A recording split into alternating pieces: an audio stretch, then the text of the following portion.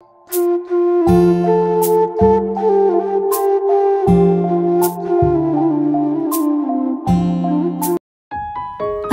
আলাইকুম, কেমন আছেন সবাই? নতুন আরও একটি ব্লগ ভিডিওতে আপনাদের সবাইকে আরও একবার স্বাগত জানাই। কাছে এবং দূরে, দেশ এবং দেশের বাহিরে যে যেখান থেকে আমার আজকের ভিডিওটি দেখছেন, আশা করছি আল্লাহর রহমতে সবাই ভালো আছেন। আমরাও আলহামদুলিল্লাহ ভালো আছি। প্রতিদিনের মতো আজকের ভিডিওটাও সকালবেলা থেকে শুরু করেছি। সকালবেলা নাস্তা কমপ্লিট করে কিন্তু টুকটাক কাজকর্মে লেগে পড়েছি। এই যে বর্তমানে যে ফ্যানটা দেখছেন, এটা কিন্তু আমি 2 দিন আগেও ক্লিন করেছি।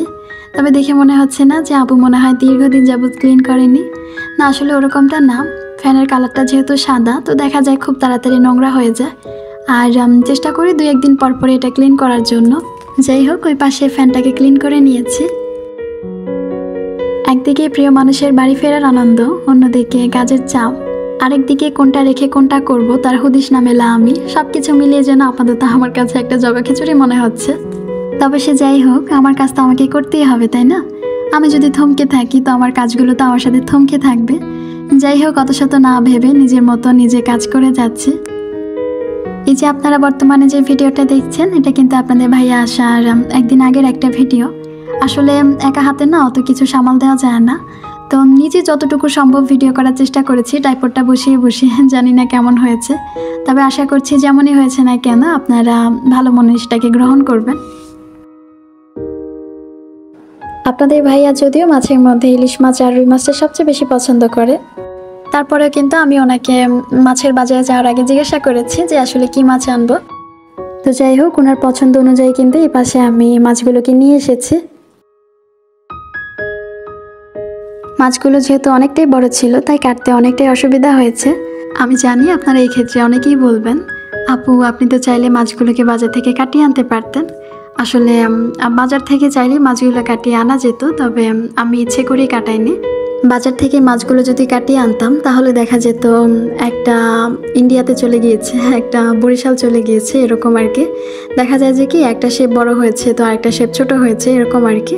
যার কারণে হচ্ছে আমি মাছগুলোকে আর বাজারে কাটাই না, তো বাসায় নিয়ে আসি, একদম নিজের সুবিধা অনুযায়ী সবগুলোকে কেটে নিই। আর এটা কিন্তু আমার কাছে অনেক বেশি ভালো লাগে। নর্মালি যে জিপার ব্যাগগুলো থাকে, আমি কিন্তু আজকে মাছগুলোকে ওই ব্যাগগুলোর মধ্যেই রেখেছি। আর এখন সবগুলো মাছ আমি ফ্রিজে রেখে দেব। আমার হাতে যেহেতু সময়ের পরিমাণ খুব কম ছিল, তাই অল্প সময়ের মধ্যে যতটুকু সম্ভব সব কিছু কমপ্লিট করার চেষ্টা করছি। সকালে যে সময়টা ছিল ওই সময়টাতে কিন্তু আমি আমার মাছ বাজারটা কমপ্লিট করতে পেরেছি। আর এখন হচ্ছে বিকেলবেলা, তো বিকেলের দিকে একটু বাইরে বের হয়েছিলাম বাচ্চাদেরকে নিয়ে একটু হাঁটাহাঁটি করার জন্য। তো তখন আসলে আমার মাথায় এসেছে যে হায় হায়, আমার তো এখন অনেক কিছু কেনাকাটা করা বাকি আছে। এভাবে আসলে স্বাধীন পাখির মতো ঘুরলে তো আর চলবে না। তো যাই হোক, ওটা ভেবেই মূলত ওই দোকানে যাওয়া। খুব বেশি কেনাকাটা আমি এখানে করিনি, আমার যা দরকার ছিল বা যতটুকু প্রয়োজন ছিল ততটুকুই করেছি। আমি এখানে প্রথমে অনেকগুলো খুচরো যে আইসক্রিমের কাঠিগুলো থাকে ওগুলো নিয়ে এসেছি। আসলে এই কাঠিগুলো দিয়ে কিন্তু খুব সুন্দর করে ড্রাই করা যায়। আর হচ্ছে একটা পানির জগ নিয়ে এসেছি, জগটা আমার খুব বেশি ভালো লেগেছে। এই পাশে হচ্ছে মশলা রাখার জন্য আলাদা করে একটা জার নিয়ে এসেছি। সে সাথে হচ্ছে আমি এখানে আমার ছেলে মেয়েদের জন্য কয়েকটা গেঞ্জি নিয়ে এসেছি।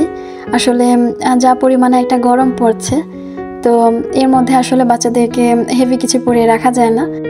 আর হচ্ছে স্প্রে করার একটা আলাদা বোতল। যাই হোক, এই ছিল মূলত আমার আজকে টুকটাক কেনাকাটা। কারেন্ট চলে গিয়েছে, প্রায় 1 ঘন্টা হয়ে গিয়েছে, আর কারেন্ট আসার কোনো নামগন্ধও নেই। এই পাশে আমি অনেকগুলো আদা রসুন একসাথে কেটে নিয়েছি, আর এখন সবগুলো আদা রসুন হচ্ছে আমি ব্লেন্ডার করে নেব। আপনারা কি একটা জিনিস লক্ষ্য করেছেন? আমি জানি অনেকে ধরতে পারবেন, আবার অনেকে ধরতে পারবেন না। আমার ভয়েসটা কিন্তু আজকে এক এক রকম এসেছে, জানি না কেন এরকমটা হয়েছে, বা কোনো জায়গায় কোনো প্রবলেম হয়েছে কি না সেটাও বুঝতে পারছি না। যাই হোক, এই পাশে কিন্তু আদা রসুনগুলোকে ব্লেন্ডার করে নিয়েছি, আর এখন ফ্রিজে রেখে দেব। আর এই যে আমার পেছন পেছন কিন্তু আমার মহারানীও চলে এসেছে, তো ভাবছি ওনাকে আজকে আমি ফ্রিজে রেখে দেব। কি ভাবছেন, ফ্রিজে রেখে দিয়েছি? একদমই না, চলুন চেক করে দেখি। ফ্রিজের ভেতরে কিন্তু কেউ নেই, তবে সে কিন্তু আবারও ফ্রিজের সামনে এসে হাজির হয়েছে। আমি যতবারই ফ্রিজ খুলি না কেন ততবারই কিন্তু সে ফ্রিজের সামনে গিয়ে দাঁড়িয়ে থাকবে। এই কাজটা সে ওই দিনই বেশি করে যেদিন তার কাছে গরমটা একটু বেশি মনে হয়। বিষয়টা যদি একটু হাস্যকর, তবে তারপরও ওর করা এই ছোট ছোট দুষ্টমিগুলোই না কেন যেন আমার কাছে অনেক বেশি ভালো লাগে।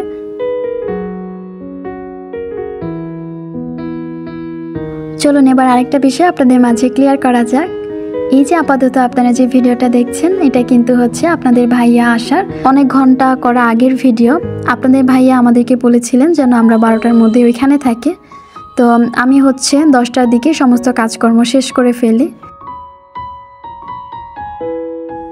আমি মূলত একদম সকালবেলা থেকে রান্নাবান্নার কাজটা শুরু করেছি। আমি জানি আমার অনেক আপু ভাইয়েরাই মনে মনে ভাবতে পারেন, আপু ভাইয়া এতদিন পরে আসবে আর আপনি কি সমস্ত রান্না করছেন। আসলে না, ওরকম না। আমি কিন্তু আপনাদের ভাইয়াকে কল করে জিজ্ঞাসা করেছি আসলে আমি কি রান্না করব বা কি খাবে। তো উনি যেহেতু জার্নি করে আসবেন, তো উনি বলেছেন যেন আমি হালকা পাতলা কিছু করে, হেভি কিছু যাতে রান্না না করি। তো ওটা ভেবে আমি এখানে ঢেঁড়স ভাজিটা বসিয়ে দিয়েছি, আর পাশের চুলাতে হচ্ছে আমি গরুর মাংসটাও বসিয়ে দিয়েছি।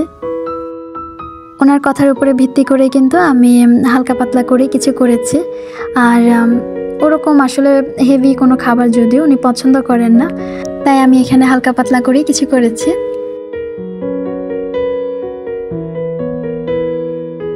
এই পাশে ঢেঁড়স ভাজিটা করে নিয়েছি। এবার আমি আলাদা যদিও একটা বাটিতে নামিয়ে রেখেছি। তো এবার হচ্ছে আমি যে আগে থেকে রুই মাছটা নামিয়ে রেখেছিলাম ওটা এবার একটু ফ্রাই করে নেব। আমার আজকের ভিডিওটি দেখতে দেখতে যদি কোনো অংশ আপনাদের কাছে ভালো লেগে যায়, তো সেই ভালো লাগা থেকে প্লিজ একটা লাইক দিয়ে যাবেন। সেই সাথে আপনি যদি আমার চ্যানেলে নতুন হয়ে থাকেন, তো চাইলে আমার চ্যানেলটাকে সাবস্ক্রাইব করে পাশে থাকা বেল আইকন বাটনটাকে বাজিয়ে অল অপশন সিলেক্ট করে দিতে পারেন। এতে করে আমি কোনো ভিডিও ছাড়া মাত্রই তার নোটিফিকেশন সবার আগে আপনার কাছে পৌঁছে যাবে। সেই সাথে আপনি যদি এই কাজটা অলরেডি করে থাকেন, তো আপনাকে অসংখ্য ধন্যবাদ জানাই।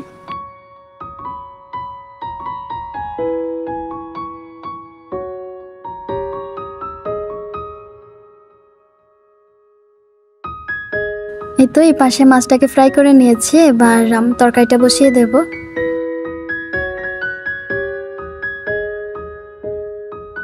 এক ভিডিওতে যদিও সব কিছু শেয়ার করা সম্ভব না, তো ওই জায়গা থেকে ভিডিওটা আজকে তেমন একটা বেশি লং করিনি, তবে আমি চেষ্টা করব টুকটাক আপনাদের মাঝে শেয়ার করার জন্য।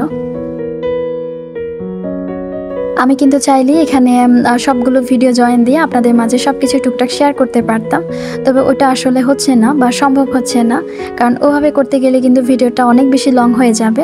এতে করে আসলে আপনারা কেউ দেখতে চাইবেন না। আর সবার ধৈর্য কিন্তু আসলে একরকম না, কারোটা কম কারোটা একটু বেশি, এই আর কি।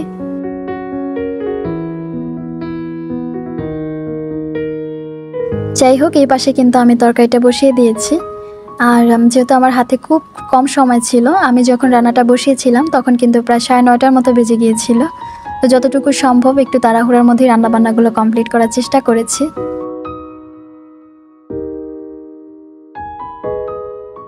সবশেষে উপর দিয়ে ধনেপাতা আর কয়েকটা কাঁচামরিচ ছড়িয়ে দিচ্ছি।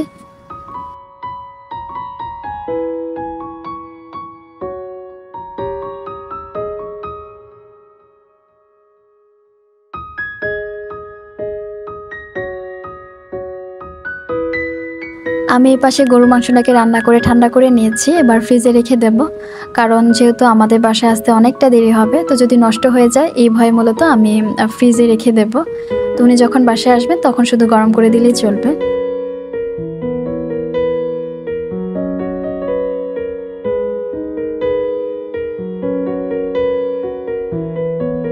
এই তো এই পাশে কিন্তু আমি রেডি হয়ে বসে আছি গাড়িতে। যাই হোক, এখন বাচ্চাদেরকে নিয়ে চলে যাচ্ছি আপনাদের ভাইয়াকে আনতে।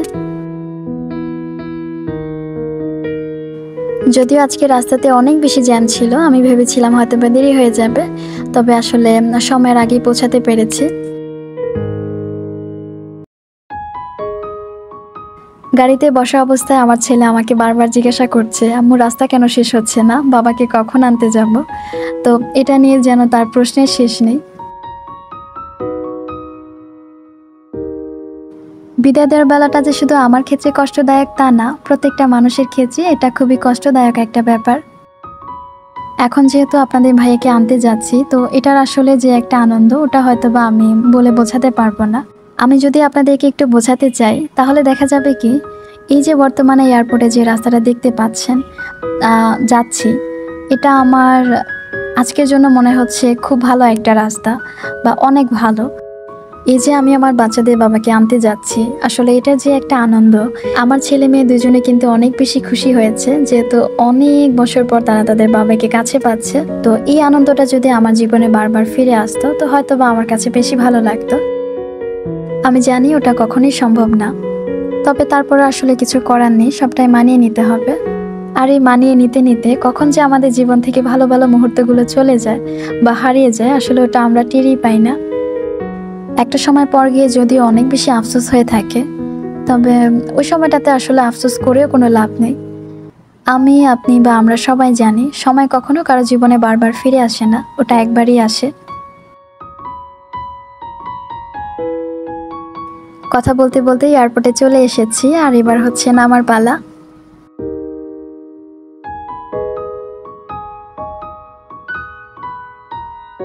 এই তো এই পাশে আমি, আমার ছেলে, আমার মেয়ে, আমরা সবাই দাঁড়িয়ে অপেক্ষা করছিলাম যে আসলে আপনাদের ভাইয়া কখন আসবে। এই যে অবশেষে অপেক্ষার অবসান ঘটিয়ে তিনি কিন্তু চলে এসেছেন। আমি প্রথমে ভেবেছিলাম হয়তো বা আমার মেয়ে কোলে যাবে না বা ভয় পাবে, তবে ওরকমটা না, সে কিন্তু ঠিকই তার বাবাকে চিনে নিয়েছে।